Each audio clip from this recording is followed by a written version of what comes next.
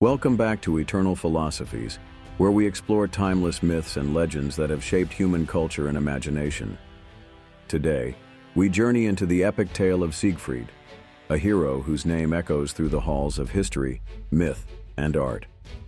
Siegfried's story is one of bravery, betrayal, love, and tragedy, a tale that reminds us of both the glory and fragility of human ambition. So settle in as we unravel the saga of Siegfried, the dragon slayer, treasure seeker, and tragic hero. The story of Siegfried. Origins and youth. Siegfried's origins vary depending on the version of the legend you hear. In most accounts, he is born a prince, the son of King Siegmund and Queen Sieglinde, destined for greatness from the start. But other versions paint a humbler picture. Siegfried is raised by a blacksmith in a remote forest after being orphaned or abandoned due to his unruly nature. Regardless of his upbringing, one thing is clear: Siegfried grows into a fearless young man with an unshakable sense of adventure. His strength and courage quickly set him apart from others, marking him as a hero in the making. Heroic feats. The battle with Fafnir. Siegfried's most famous exploit, and one that cements his place in legend, is his battle with the dragon Fafnir. But this isn't just any dragon. Fafnir was once a man who transformed into a monstrous beast after being consumed by greed for a cursed treasure. The treasure itself was said to bring doom to anyone who possessed it. The story begins when Regan, Fafnir's brother, and a cunning blacksmith, approaches Siegfried with a proposition. Regan tells him about Fafnir's hoard of gold, hidden deep in the wilderness, and convinces Siegfried to kill the dragon. What Regan doesn't reveal is that he plans to betray Siegfried and take the treasure for himself. Siegfried sets out on this dangerous quest armed with Balmung, a legendary sword forged by Regan himself.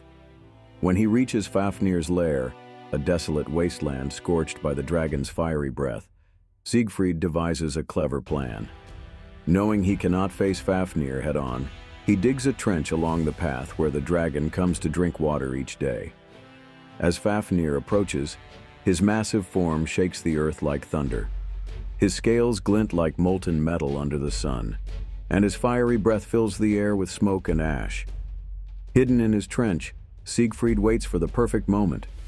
When Fafnir passes overhead, Siegfried thrusts Balmung upward with all his might, piercing the dragon's heart.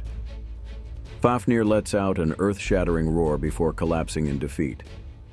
As his life fades away, he warns Siegfried about the curse of the treasure, a warning that will haunt our hero later in life: the blood of the dragon. After slaying Fafnir, Siegfried notices that the dragon's blood has pooled around him. On instinct, or perhaps guided by fate, he bathes in this blood.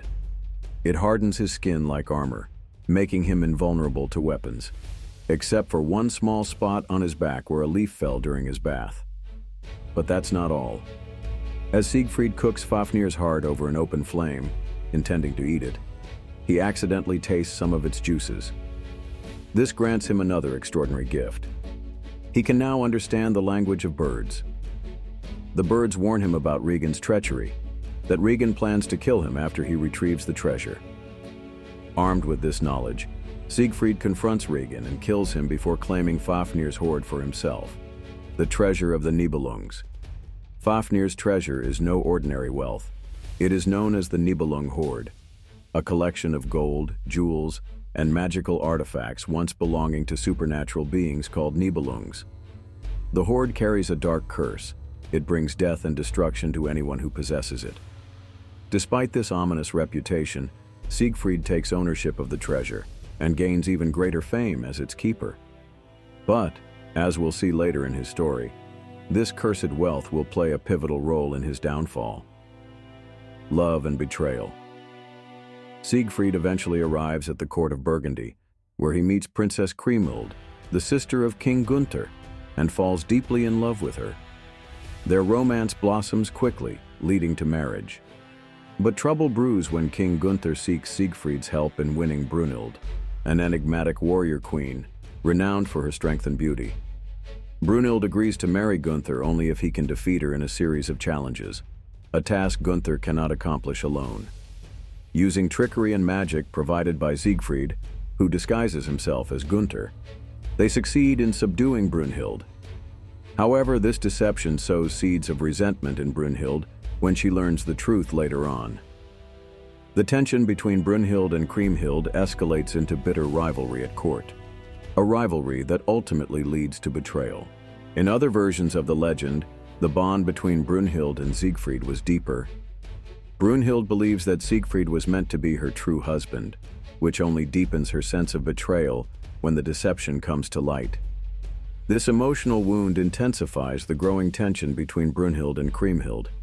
Their rivalry reaches a breaking point when Kriemhild, in a moment of pride and anger, publicly reveals that it was Siegfried, not Gunther, who truly bested Brünhild in the trials.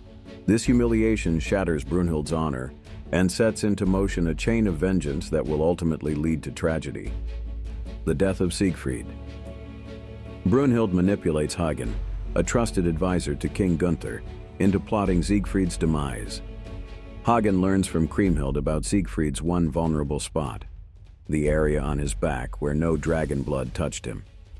During a hunting trip organized under false pretenses, Hagen strikes when Siegfried is most vulnerable, while drinking water from a spring after exerting himself chasing game.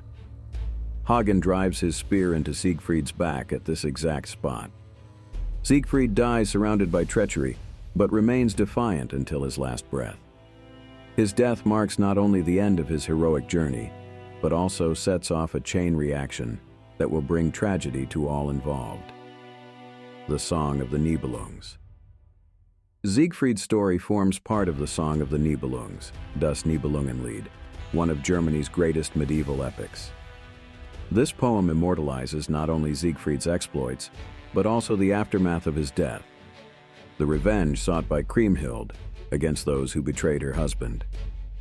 The epic has inspired countless adaptations over centuries, from Richard Wagner's operatic masterpiece Der Ring des Nibelungen to modern films and literature, cementing its place as one of humanity's most enduring myths. Siegfried's tale is more than just an adventure. It is a reflection on human ambition and vulnerability. His bravery brought him glory, but also led him down paths marked by betrayal and tragedy. Through his story, we are reminded that even heroes are not immune to fate, and that sometimes our greatest strengths can become our greatest weaknesses. Thank you for joining us on Eternal Philosophies as we explored this timeless legend. If you enjoyed today's journey through mythic history, don't forget to like, subscribe, and share your thoughts below. Until next time, keep seeking wisdom among legends.